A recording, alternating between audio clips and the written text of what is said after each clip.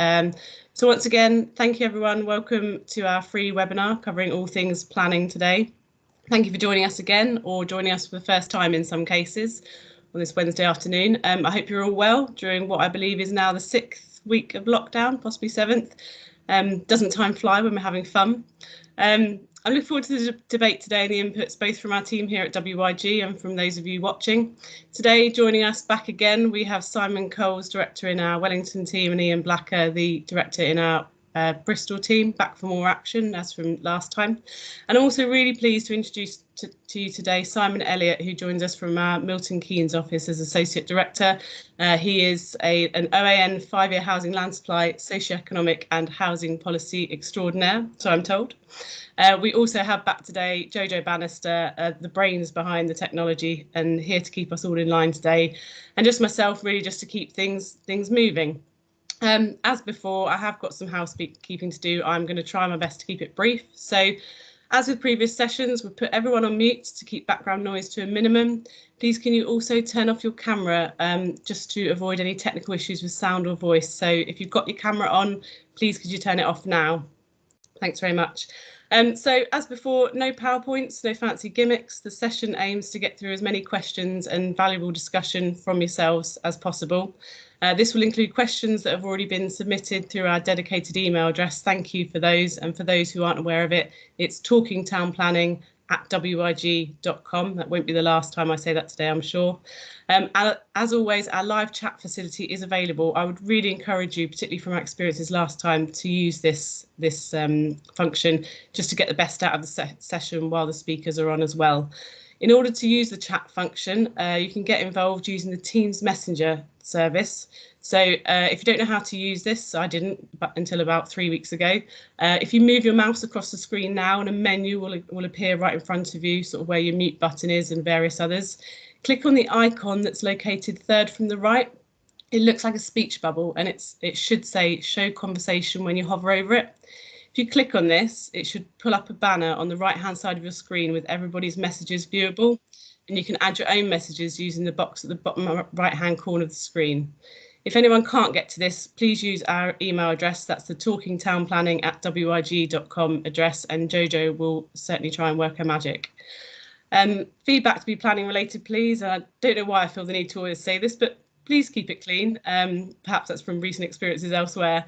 Jojo and I will do our best to field queries, and what we're going to do today is split the session into 2 themes. So we're going to start the first half with housing delivery and 5-year housing land supply, and then we'll swap over to plan making. I'm sure there'll be a little bit of overlap, but we'll broadly try and keep it in that format.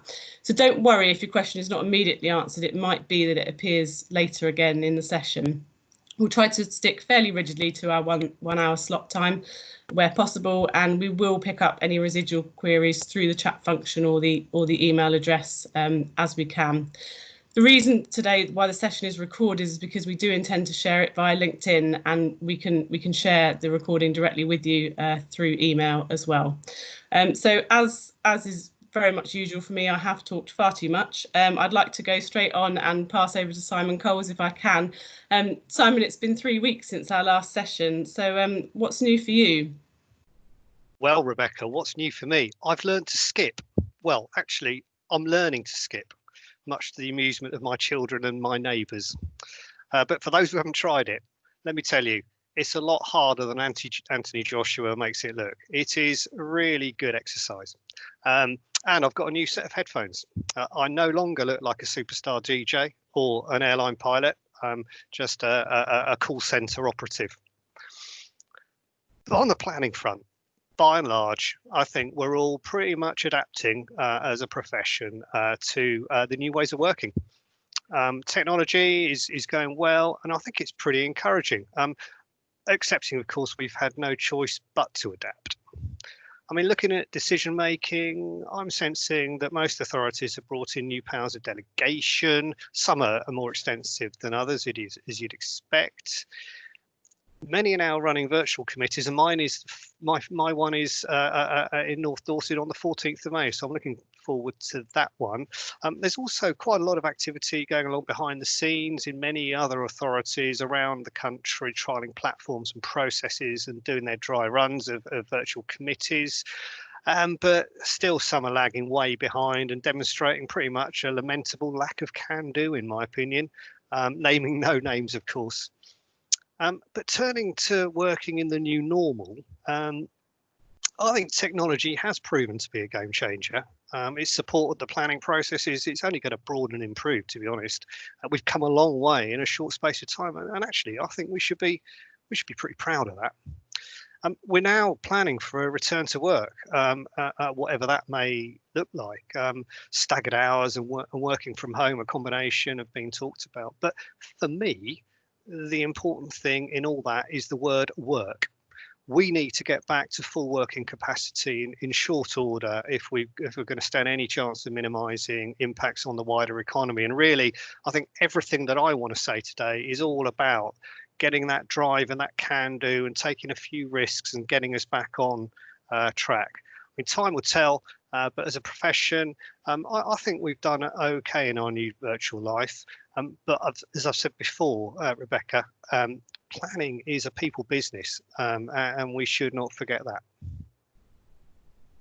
Simon, you're being untypically modest. 3 weeks ago, you berated Pins for a complete lack of action, and lo and behold, just about to launch into some first virtual hearings. So you speak and Pins listen. Well, it's not. I wish it was all so easy as that, Ian. And as we may get onto the subject of Pins later, and I think I've got some further views to share with you all on that.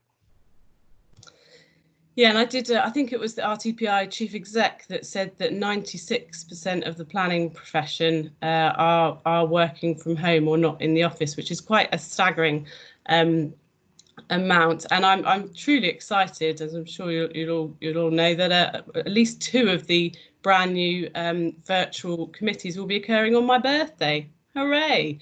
So I will look forward to that immensely on the 14th of May for anyone who's interested.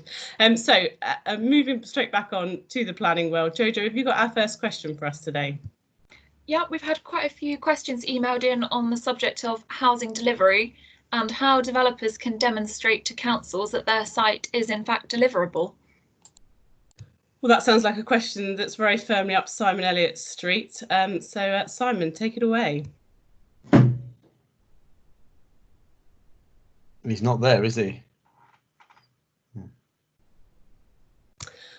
We seem to have lost Simon Elliott for the time being, so I am going to move on to, not our second choice, Simon, I wouldn't say that. Simon Coles, any thoughts on the question from Jojo?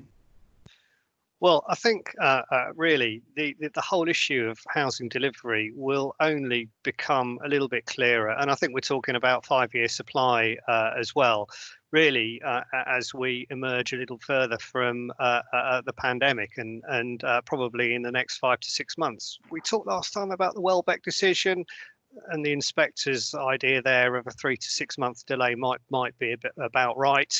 We know that building sites are starting to return, but they will not be returning at anywhere near full capacity. There are going to be some very interesting working arrangements, and I suspect really they will be focusing on completing dwellings where they've had pre-orders in order to get some cash in the bank. That may not be the case across the whole industry. But I think really the effects on a 5-year supply of things like the delays in plan making, things like the delays in issuing appeals and planning decisions. We've heard various commentators, I think Barton Wilmore mentioned a 94,000 reduction in delivery. These are pretty significant numbers. And there will be authorities up and down the land, no doubt, looking over their shoulders at what the industry might be doing in response to that, Rebecca. Can you hear me now? Oh, we have Simon Elliott back. Excellent. Fantastic. I should not mute myself in future because that seemed to be the problem. Well, excellent. Well, at least we haven't scared you off entirely. So that was my fear. So yeah, I don't know, Jojo, did you want to repeat the question for Simon? Because I would value his thoughts on this actually. Yeah, much more so than mine. My pathetic attempt at answering it on the spot. Yeah, just on the subject of housing delivery and how developers can demonstrate to councils that their scheme is in fact deliverable. Right. Okay. Well, I mean, it's always going to be the case of you need to have a good site. It needs to have those sustainability credentials, and it needs to tick the boxes in terms of minimising harm. That was the same before coronavirus, and it's going to be the same throughout.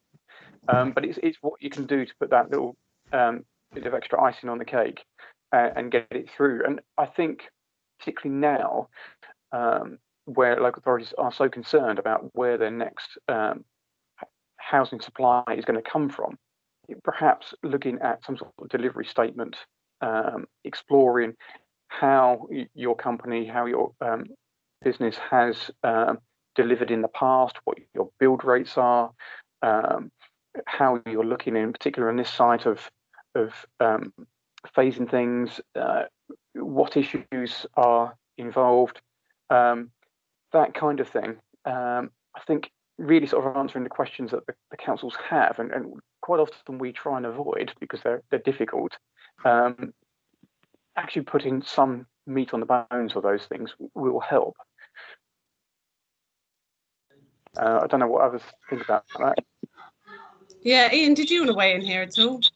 Yeah, I think 3 weeks ago, again, a bit like Simon Coles was saying, 3 weeks ago we were talking a lot about collaboration and helping and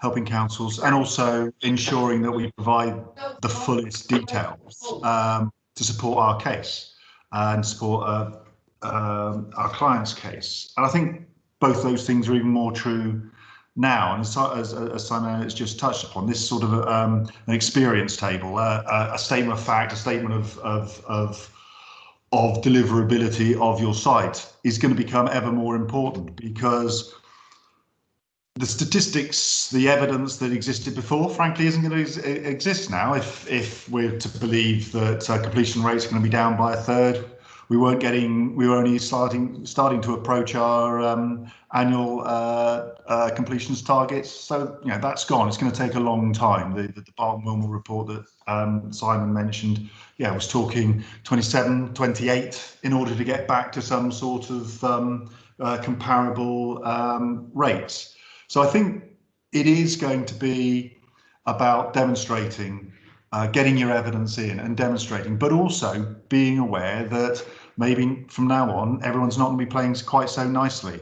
Now, whether that's a competing site or whether that's somebody trying to stop all sites coming forward, or your site particularly. So I think it's going to become ever more important to have that evidence and be prepared to go into a lot of detail to make a very robust case to defend your potentially to ensure that your site comes higher up the pecking order than the competing sites. Yeah, I agree with that. Yeah. There's a lot to think about. Jojo, any further questions on housing delivery at all? Yeah, I think we've probably just covered a bit on this, but whether we feel that how COVID-19 will impact on housing delivery and 5-year housing land supplies so far. Another one for me. Yeah, it can be, Simon. I mean, I suppose I've sort of put a bit about it on the chat, but I think there are both negatives and positives, aren't there? We're certainly working with a lot of our clients to obviously identify what's going on with their sites that are already going through the planning system or about to, but also just reviewing opportunities that perhaps have been put on the back burner because they weren't allocated or because they've perhaps just been put on the too difficult pile, and actually seeing if the timing is right now because circumstances have changed so much. Sometimes the answer is still no. In some of my cases, the answer has been yes. But I think there are both positives and negatives to be taken away from the current ever changing situation. I think that's got to be highlighted as well. Simon Elliott, go for it. Okay. I think in the short term, we've seen from the Wokingham decision for Welbeck Land, the inspector gave some thought to the possibility of knocking a bit off the supply to reflect COVID-19 situation, and we may see some of that over the next few months, but it's probably going to be on a case-to-case basis. It is quite difficult to actually give a clear steer on that as yet. I think what the bigger problem though going forward is what we do in the longer term. As both Ian and Simon have said, supply is expected to be further down, and it's impractical to have the expectation that an awful lot of these authorities are going to continue to achieve their 5-year housing and supply when the market simply cannot sustain those numbers. So there is going to be this question as to whether we draw back on the buffers or whether we put in some sort of mitigation in there, so that we just don't have a free-for-all through the 5-year housing and supply system. How that's actually going to work in practice, really don't know. That's certainly not something for inspectors to deal with. That's going to be a ministerial issue. But if you can imagine that the Tory heartlands are certainly not going to want this free-for-all, which could open up if the market's not there to actually, if people haven't got the money for the mortgages to buy the housing, the house builders aren't going to build. So it's giving that confidence to the market that the plan system is still going to work, and we can't just throw it in any application anywhere. And I suppose the question mark on that is how long that will take. I mean, thankfully, local authorities do seem to be moving faster than the likes of PINS at the moment, because if they weren't, then I think that'd probably be the exact situation that we'd be in. It would be a free-for-all with absolutely, which in some ways is great, but as you say, it's not when you haven't got any confidence in it and you just don't know the answer that you're going to get, and obviously you're taking the risk of and the finance associated with a planning application or any works at all. Ian, any thoughts on this one in particular? What have been your experiences sort of in the last few weeks? A whole load of uncertainty, as Simon says, as I suspect we're all experiencing. And when there's not clarity, there's opportunity, but there's also greater risk. We've been waiting however many weeks for a simple statement or simple action from the government on extending time limits of permissions that are about to expire. We've been, obviously the white paper's been pushed back. There's been talk of reviews of everything from standard methodologies to reviews of zonal planning, all sorts of ideas. We're waiting, and I appreciate that Jenric's got other things on his plate at the moment and other things to deal with. But there's these things in their own context. We cannot wait too long, because the longer it takes to provide this clarity, as Simon Elliott says, if it's down to individual inspectors, then there's going to be more challenges. And we've seen some of the higher profile appeal decisions. There's already talk of them going up the line.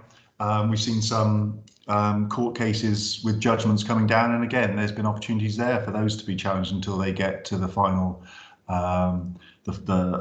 the final court. So I do think it shouldn't be a free-for-all, but I suspect for the short term, it's going to be a free-for-all with people making up their own rules as they go along. So everyone needs to be backing themselves as fully as they can and making the strongest case. Yeah, and actually now is quite a good time to bring in Annabelle's question on the chat function, linking to just what you've been talking about actually, and I think we did cover a little bit on planning permissions due to be lapsed. Jojo, do you want to read out that question for everyone's benefit in case not everyone has a chat?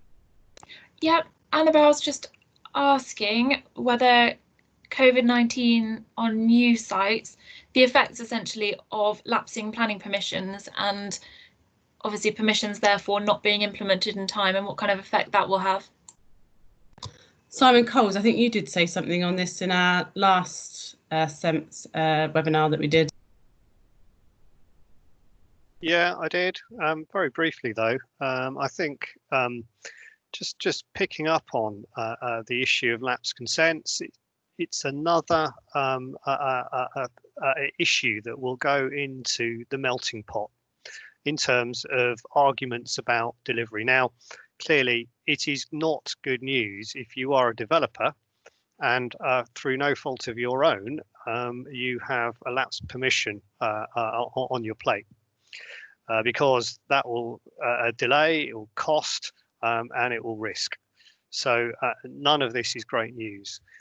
But I think really we need to be just slightly cautious. Some authorities are taking great strides actually in just making life a little bit easier to get approval, discharge conditions, and so on and so forth. I heard a great case in Cornwall the other day of a developer who had this exact situation, and the officer went out of their way, in fact, to approve the details and discharge a couple of other pre-commencement conditions that will enable that developer, I think on the 10th of May, to start work and implement that permission. Really, I think what it comes down to this, we're not going to get anything anytime soon from the government, and there's no point in pretending that we are.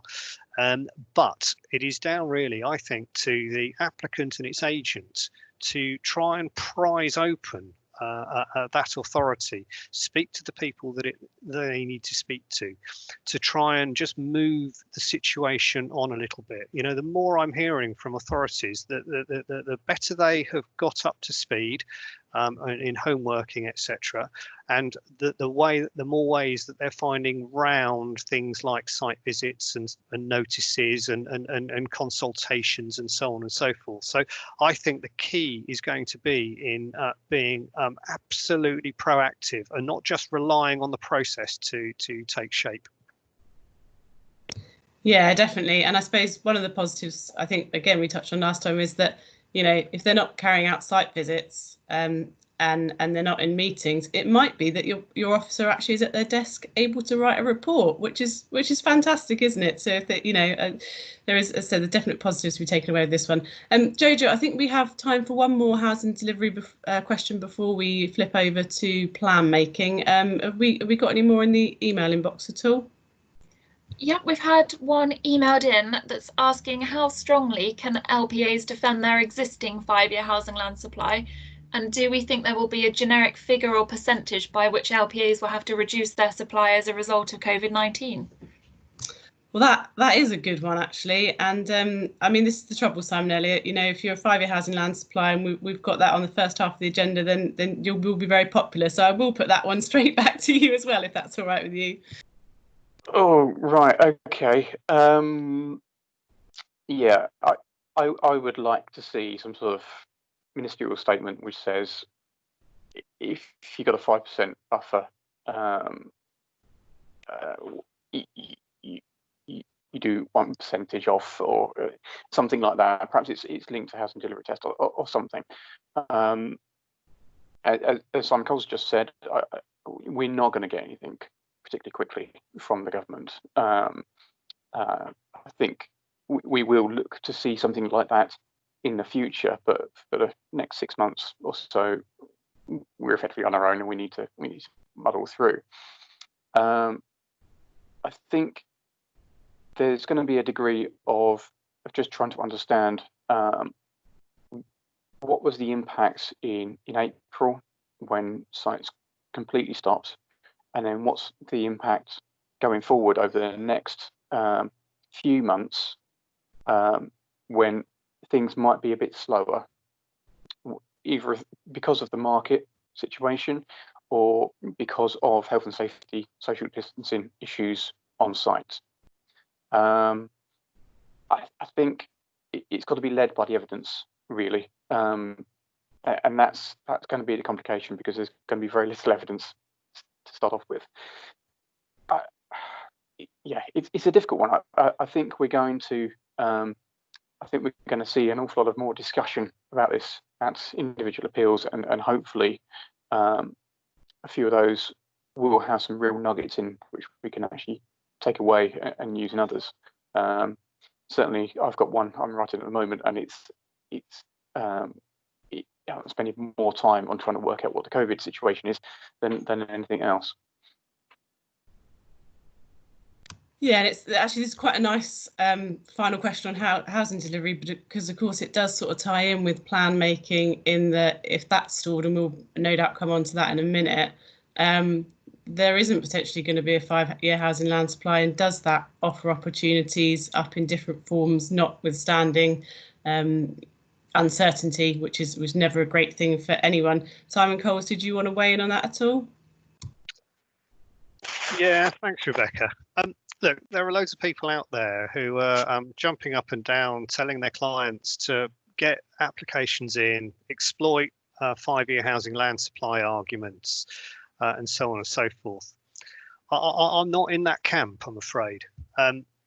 Yes, there might be, in some cases, opportunities for quick fire applications. Simon Elliott referred to getting the right site, getting your technical ducks in a row, and et cetera, et cetera, et cetera. But I think you've got to be very careful about your timing with these. The last thing you want is to get your application in, and there to be a long delay in determining that application. Maybe the authority's not doing site visits. Maybe it hasn't got its act together doing virtual planning committees yet. And then it gets refused, or you appeal after 13 weeks. And where do you go there? You've got PINS, which is only really just showing signs of getting to grips with the pandemic and what it means for its processes. And so you could well find yourself in a situation whereby your application gets put in on the sidelines, and the local plan catches up, or a neighbourhood plan catches up. And all of a sudden, you've lost your element of surprise, as it were. So I think you've just got to be slightly careful about jumping to a quick application when there might well be better ways of delivering the outcomes that your clients want. Yeah, definitely food for thought. What I am seeing actually is for some councils, and I will use an example here just to give a bit of context. So, the previous Taunton Deane and West Somerset authorities merged and lost, I think, all but 1 or 2 of their officers. So there was a time when we weren't recommending pre-app, mainly just because there wasn't an officer to do it, or if there was an officer to do it, they were leaving in 2 weeks, and it wasn't, you couldn't necessarily justify the process, which is not our normal approach. But I am finding now, off the back of obviously that all sort of bedding in, but also off the back of existing events, pre-app is something on the smaller schemes. Obviously on the larger schemes, it's just something that you do, you can't not do for your own certainty, as we've already talked about. But on some of the smaller schemes, we are more proactive in that now, I think, just because at least that does offer up a potential route of some certainty ahead of submitting the application, particularly if you're sort of making assumptions where you haven't got ministerial statements to back you up, and you're saying, well, this seems to be a sensible, logical approach. Hey, local authority, do you agree with me? So that's one route that we're going down on the smaller sites, where perhaps pre-app would have been questionable, particularly where a local authority stance, either through policy or appeal or both, is fairly clear. So moving on now to the plan making sort of elements, and picking up any questions on the chat. Jojo, I don't think we have any plan making ones actually on the chat, but are there any emailed ones at all? Yeah, we've had quite a broad question come in asking how COVID-19 will affect local plan preparation.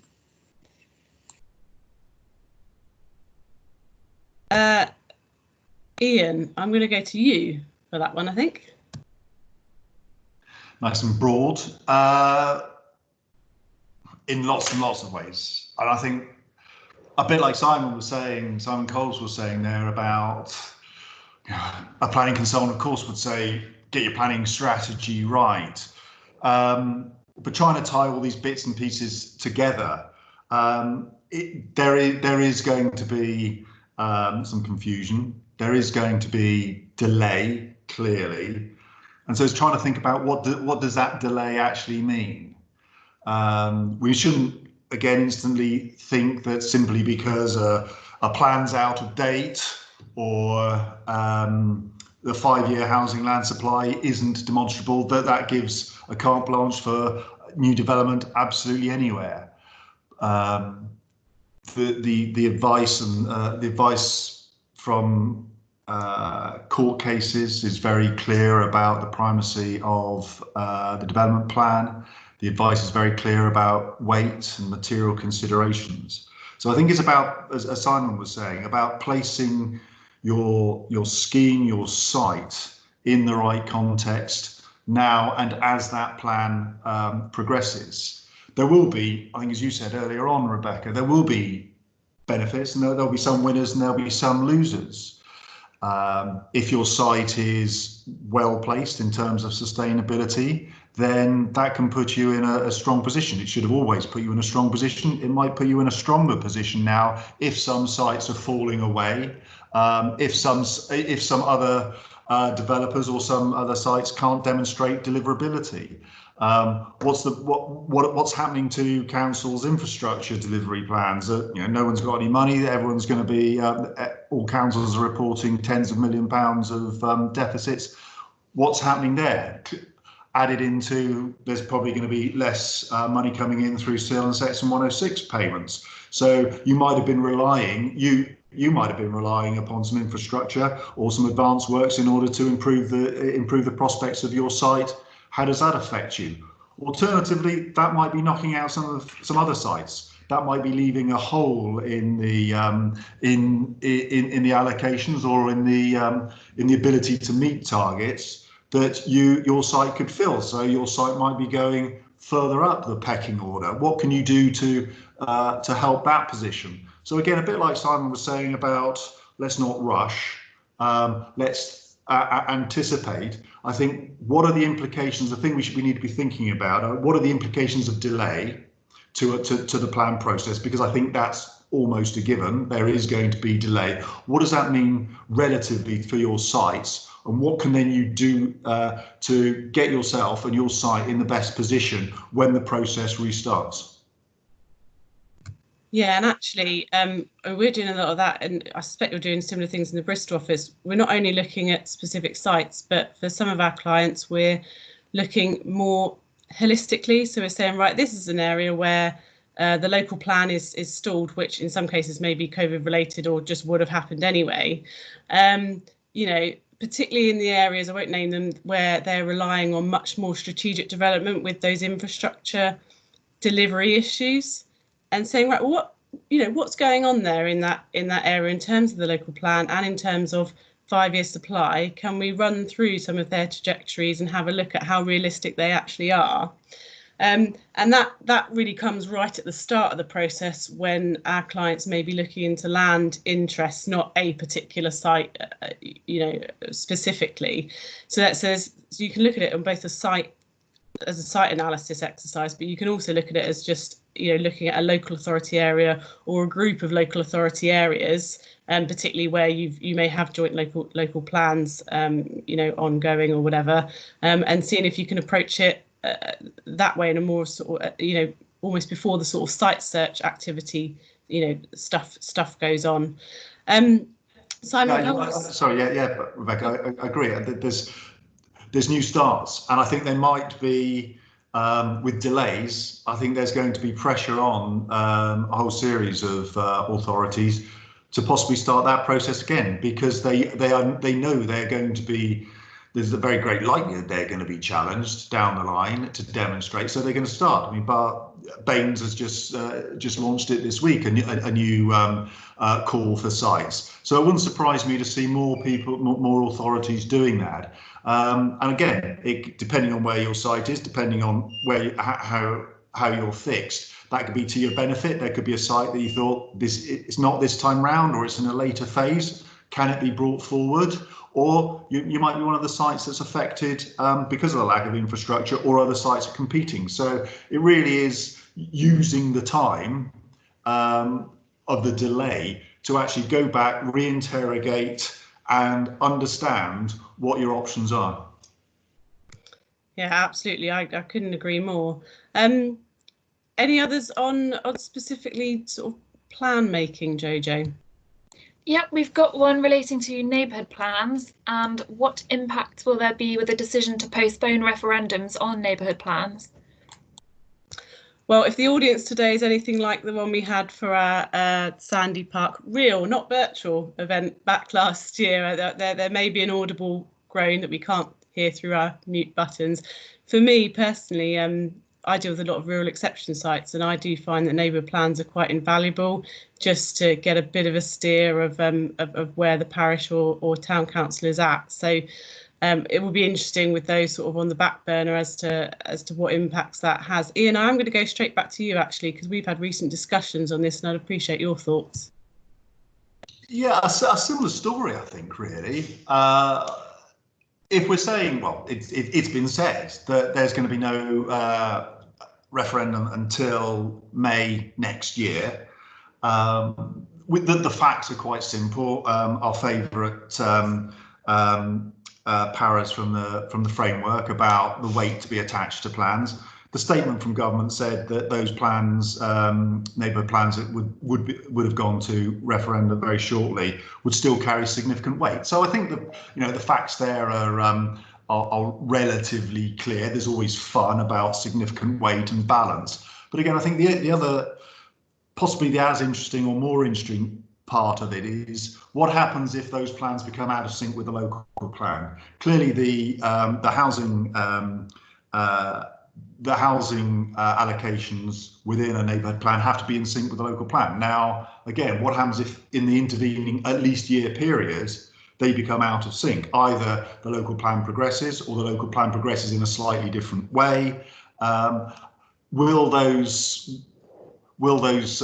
communities preparing those neighbourhood plans, even if they've reached the stage of being on the point of going to referendum, will they feel that they should in order to avoid difficulties down the line, or should they be compelled to revisit those and actually not quite start the whole process again, but like through the local plan process, maybe go back and sense check how they were approaching those? Because I think if they don't, and there does become any mismatch over the next year between what they were proposing now and the world we're going to be in a year's time, I think they could certainly reduce the effectiveness of those neighbourhood plans and open themselves up to all sorts of challenge.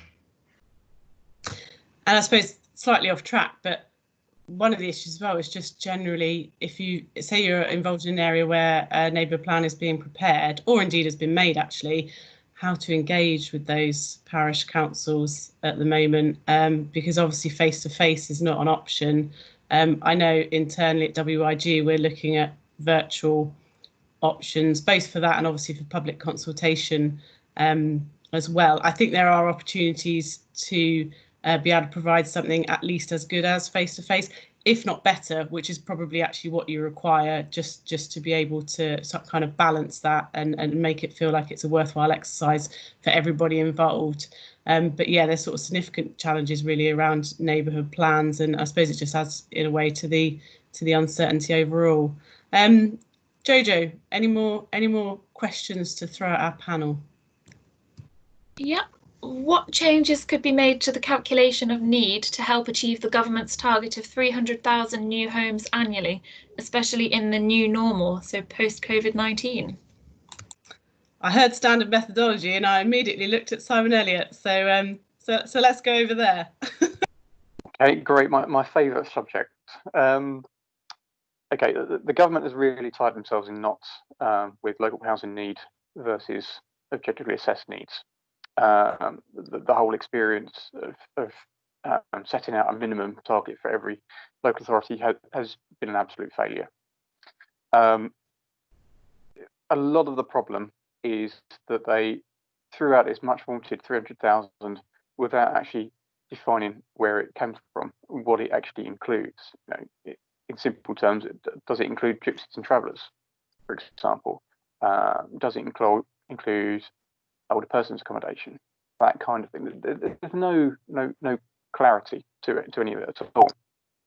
So I think for starters, we really do need to go back to basics and understand what that 300,000 is, and whether it continues to be the right number. After all, it was cooked up in the period when we had the 2014 based household projections, and we're now looking, well, we should have the 2018 based household projections in the next few weeks, fingers crossed. So things have moved on significantly. In terms of how we actually do the calculation, a number of commentators have suggested that we move away from those household projections completely and look purely at market indicators. I'm a little bit of a different view, I think, to that.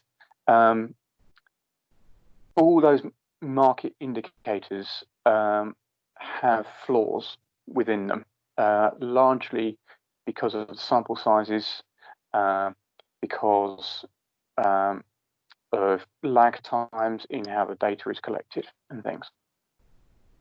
Instead, I'm more of the mind that we put on simple multipliers onto population, and we just say, okay, we know where the youngest populations are, let's put the house in there, and that will redirect it into those areas whereby we have households which are struggling to form because of lack of finance to achieve their mortgage, or to put down payment on a private rent, or are being excluded from affordable housing.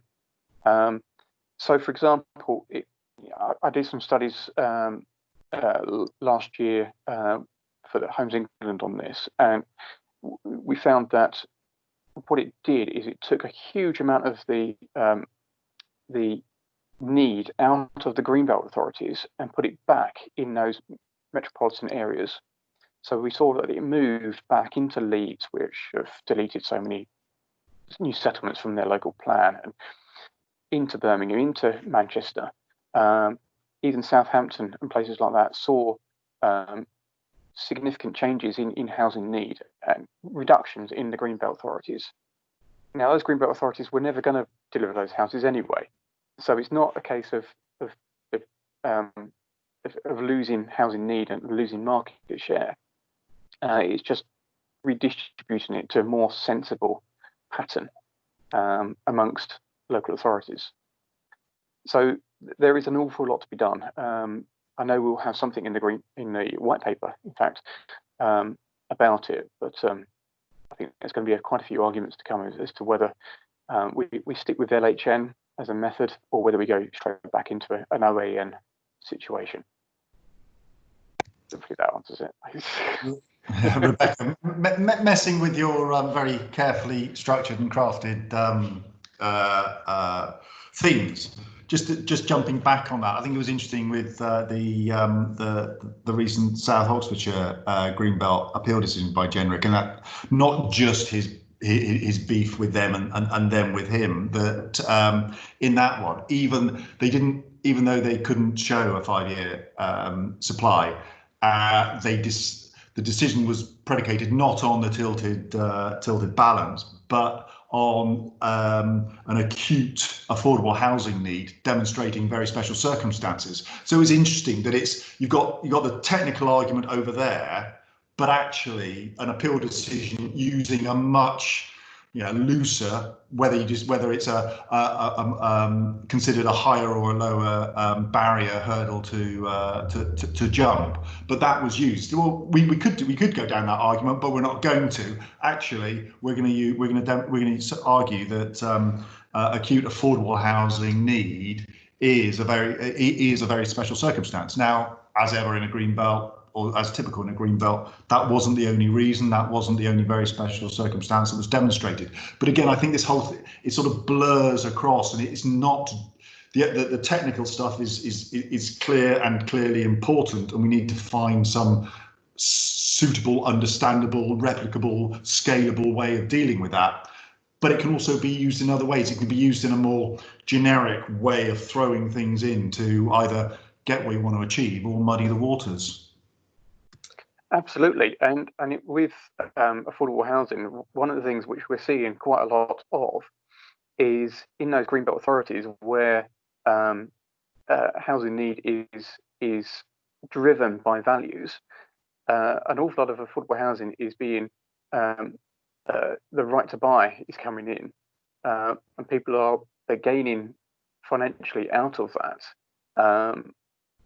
So affordable housing as a stock is going down rather than up. I know of one local authority which is virtually all in the Greenbelt, where the average over the last 15 years, by the time you take into account losses of social housing stock, is something like 50 units a year, in comparison to a 300 unit requirement. So there's an awful lot of arguments to be had.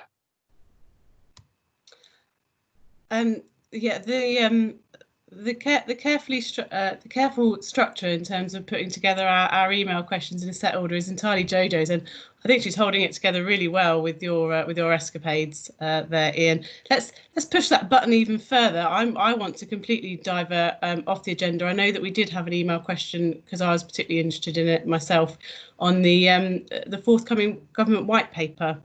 And the measures that would be that could be forthcoming once we ever, make it out of COVID, or perhaps it'll happen at the same time, just to really keep us on our toes. So, for entirely selfish reasons, but also I think because we've got 10 minutes left, and let's keep it positive. What do we think the priorities in the white paper, because the range of measures will be, and how that'll impact on both ourselves and our clients and our sites. Simon Coles, I know you have a particular interest in this. Not a particular interest, to be honest with you, Rebecca, although it is going to be interesting to see, when it's published. We've been waiting for it for some time now, but really how much the pandemic will have changed the innuendo and the nuances of it. The contents are actually the worst kept secret in history, really. There's going to be stuff on local authority funding, performance related planning fees, fee rebates where appeals are allowed, zonal planning, Ian mentioned earlier, new technology, CPOs, encouraging developers to build out permissions more quickly. I think that's pretty much it. A bit of architecture and design and so on and so forth. But really, I think it is going to offer, as usual, a little bit of carrot, a little bit of stick, and really how much effect will it have? Well, the jury's out because we haven't seen it yet. But I think the government has to take a risk. I think it has to be bold. And I think it has to make some considerable funding efforts to ensure much better quality and much quicker decision making at the local level. I think the Bridget Rosewell CBE report on planning appeals has been great for inquiries. It's really speeded that process up when they finally get back to doing them, of course. But there's nothing on hearings, nothing on written reps. We really need to see those two processes speeded up. So there's a whole lot of speeding up of the process. It's entered into something of a malaise. Simon Elliott will be well aware of all of the bun fights going on about housing need and so on and so forth, when actually really what is required is a planning white paper that is actually long on its promises. I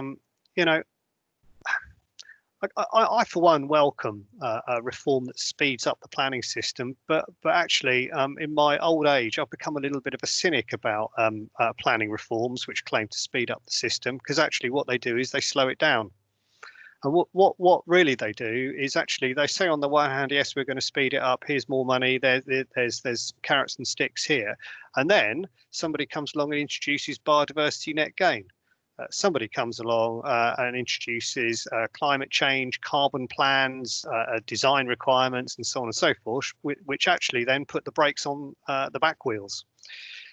So, however laudable biodiversity net gain may be, the white paper has got to actually take a control of the situation and deliver some tangible change that is actually going to do what it claims it's going to do.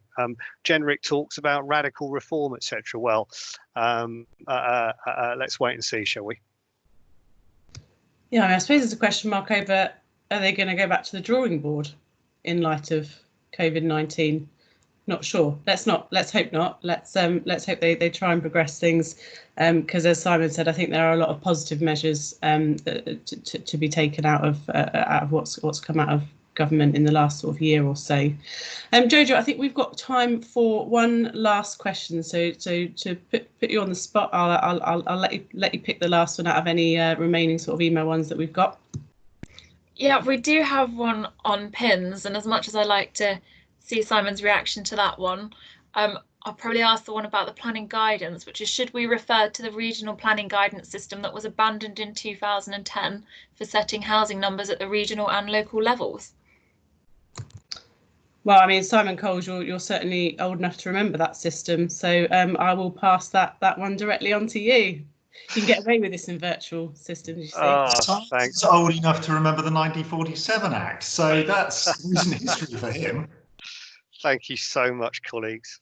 Okay, look, I said at our annual seminar at Sandy Park last November, the home of the mighty Exeter Chiefs, that the duty to cooperate isn't working.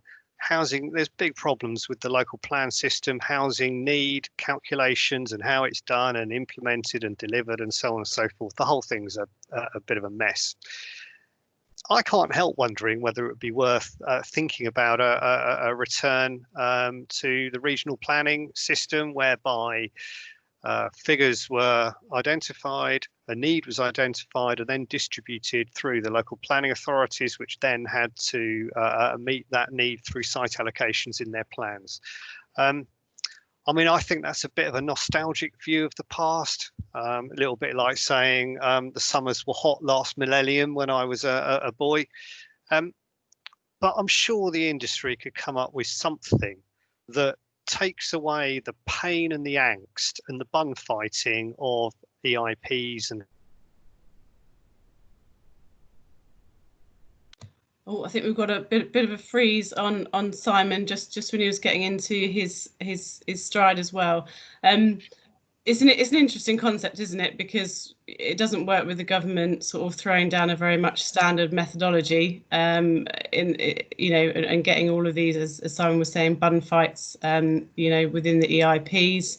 Would it work at a more regional level? I think it is somewhat nostalgic in that there were obviously gripes with that system in itself in terms of the length of time it took and the amount of effort it took to get an RSS put together in the first place. So there's probably pros and cons to both of those systems. Jojo, I think we can squeeze in another one just before we close off for today. What have you got for us? I was quite hoping that Simon Coles would still be with us, but is PINS doing enough to maintain the appeals process? Go on, Ian, I'll give you the pleasure on this one. Oh, can I do my best Coles impression? No, is the simple answer. It's not. It seems we've seen on the chat, we've seen experiences elsewhere. Some councils, some authorities are performing well, some are lagging behind inevitably. I think as a government department, as for many, the last resort, it needs. For many applicants, it needs to be doing better. It needs to be doing more and quickly and better. And some of the timescales that it's set out for road testing and having a fully robust system in place of 6 months and beyond, 2021, I don't think it's good enough. Hopefully, the last time Simon had his round, and there was a near immediate change. Hopefully, if the trolls that have just got for Simon are still listening, and they will react and say, yeah, we are going to speed up those changes. We are going to put our foot on the pedal because the industry needs it. Again, as we touched on earlier, if there's no real effective opportunity to appeal and have a decision in a timely fashion, that does allow the delays and underperformance earlier in the system. So we need that out. Developers need that out and need to know that an appropriate system, a proportionate response can happen in a timely fashion. They need to do more, and they need to do it more quickly. Hopefully that's a decent Coles impression. Almost as far as him.